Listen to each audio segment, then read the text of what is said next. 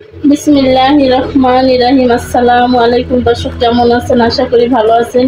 আমার রান্নাঘরে আপনাদেরকে স্বাগতম। আমি আজকে দেখাবো টমেটো দিয়ে মাছ ভুনা। এখানে আমি মাছটা ধুয়ে পরিষ্কার করে নিয়েছি। আমি মাছের জন্য পেঁয়াজ বাটা, রসুন বাটা, আদা বাটা, জিরা ধনিয়ার গুঁড়া, মরিচের গুঁড়া, হলুদের গুঁড়া, লবণ। এখানে আমি নামানোর আগে দেওয়ার জন্য একটু চিনি, ভাজা জিরার গুঁড়া, কাঁচামরিচ, টমেটো, পেঁয়াজ কুচানো নিয়ে নিয়েছি। আমি এখানে হলুদ, লবণ, মরিচ আমি মাছটাকে মাখাবো, যার জন্য আমি এটা নিয়েছি। আমি মাছটা এখন উঠিয়ে ফেলবো। মাছ যদি মনে করেন যে মাছের থেকে প্রচুর গন্ধ আসে, তাহলে সবসময় লবণ, হলুদ এবং একটু ভিনিগার দিয়ে ভিজিয়ে রাখবেন। আমার যদি কোনো মাছের সন্দেহ হয় যে মাছটা ভালো লাগতেছে না গন্ধ, বা মাছটা মনে হয় যে কোনো কালো পানির, ওই ক্ষেত্রে আমি ভিনিগার, লবণ, হলুদ দিয়ে ভিজিয়ে রাখি। এই মাছটাকেও আমি সেম কাজই করেছিলাম, গরম পানি দিয়ে ভিনিগার দিয়ে লবণ দিয়ে ভিজিয়ে রেখেছি। এটাতে হলুদ দেওয়া হয়নি। আর আপনারা সবসময় মাছ ধোয়ার ক্ষেত্রে এরকম মাটির মালসা বা শানকি যেটাই বলেন, এটা ব্যবহার করবেন। সেক্ষেত্রে মাছটা খুব ভালো পরিষ্কার হয়। আর এই শানকিগুলো যদি কিনেন, মালসাগুলো, তো এইভাবে দেখতে পারবেন কাঁটা চামচের মতো বা চিরুনি করার মতো র্যাগ র্যাগ থাকবে। এটাতে মাছ খুব সুন্দর পরিষ্কার হয়, খুব সুন্দর করে ক্লিন হয়ে যায় মাছটা। মাছটাকে এখন আমি মাখিয়ে নেব। হলুদ, মরিচ, লবণটা দিয়ে দিয়েছি। এখন আমি মাছটা খুব সুন্দর করে আলতো হাতে মাখিয়ে নেব। মাছটা আমি ছোট ছোট করে কেটেছি। মাছটা চাষের, প্রচুর পরিমাণ গন্ধ আসতেছিল, যার জন্য আমি একটু ছোট ছোট করে কেটেছি। এখন আমি এটাকে এভাবে করে মাখিয়ে তারপরে ভেজে নেব। এখানে দুই রকমের মাছ আছে। যদি আপনারা দেখেন চাষের মাছ থেকে গন্ধ আসে অনেক, তাহলে খুব সুন্দর করে ভেজে তরকারি ছাড়া রান্না করবেন, তাহলে মাছটা খাওয়া যাবে, নাহলে কিন্তু খাওয়া যাবে না।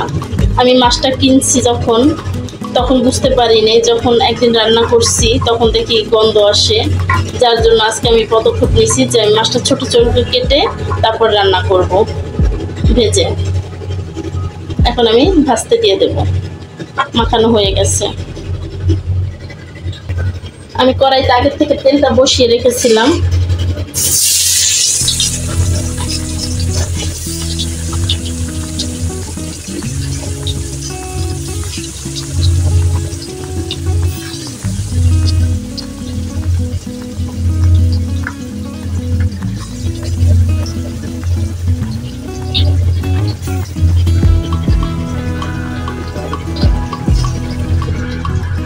মাছটা ভাজা হবে। এখন মাছটা আমি উল্টিয়ে নিচ্ছি। আপনাদের যদি আমার চ্যানেলটা ভালো লাগে অবশ্যই সাবস্ক্রাইব করবেন, লাইক, কমেন্ট, শেয়ার করে দেবেন।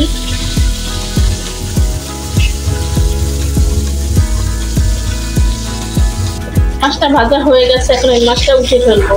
দেখতে পাচ্ছেন মাছটা খুব কড়া করে অনেক সুন্দর করে ভাজা হচ্ছে।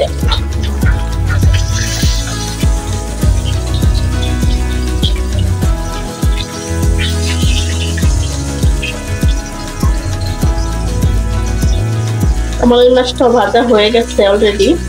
এটা আমি উঠে ফেলবো এখন।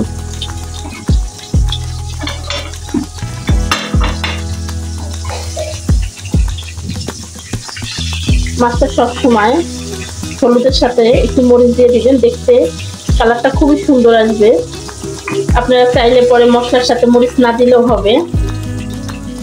দেখতেই পাচ্ছেন কত সুন্দর কালার চলে আসছে। মাছটা খুবই সুন্দর কালার আসছে। তো যদি আপনারা হলুদ, মরিচ, লবণ, মরিচটা পরিমাণ একটু বেশি দেন, মশলার সাথে আর দেওয়ার দরকার নাই। এভাবে করে যদি মাছটা ভুনা করেন, দেখতে খুবই সুন্দর লাগবে। যে কোনো কালারের পর আমাদের রুচিটা আসে।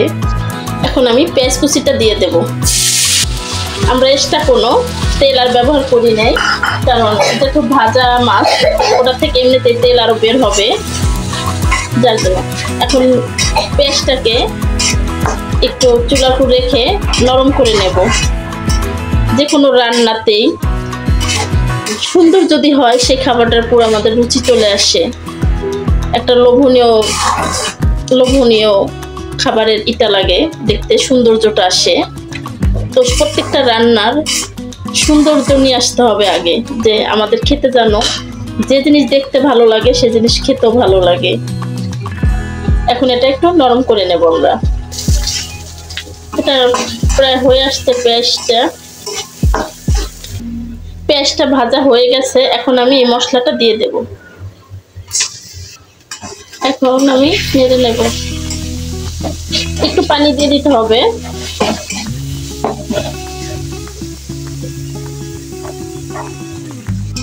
সুন্দর করে মশলাটা কষিয়ে নেব। যে কোনো রান্নায় মশলা কষানোর ভিতরেই রান্নার মজাটা থাকে, মশলা কষানোর ভিতরেই। এটা খুব সুন্দর করে কষাতে কষাতে তেলটা যখন উপরে উঠে যাবে তখন ঝোলটা দিয়ে দেব।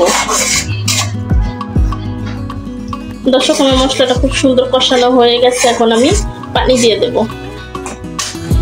পানিটা খুবই কম দেব, কারণ আমি যেহেতু এই মাছটা আমি অনেকটা ভেজেছি, জাস্ট একদম শুকনো শুকনো ভুনা ভুনা করবো, যার জন্য। এখন কিছুক্ষণ সময় ঢেকে রাখবো, পানিটা বলক আসুক। ঝোলটা ফুটে গেছে। এখন আমি মাছটা ঢেলে দেব। এখন আমি টমেটোটা দিয়ে দেব, কাঁচামরিচটা দিয়ে দেব।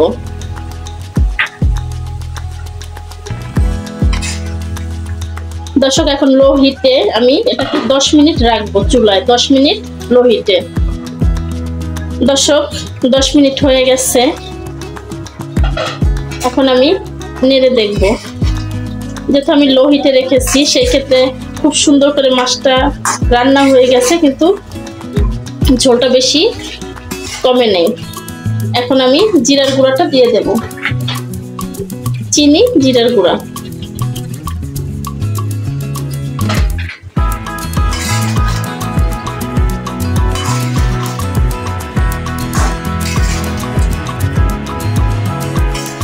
এখন এটা নামিয়ে আমি পরিবেশন করব।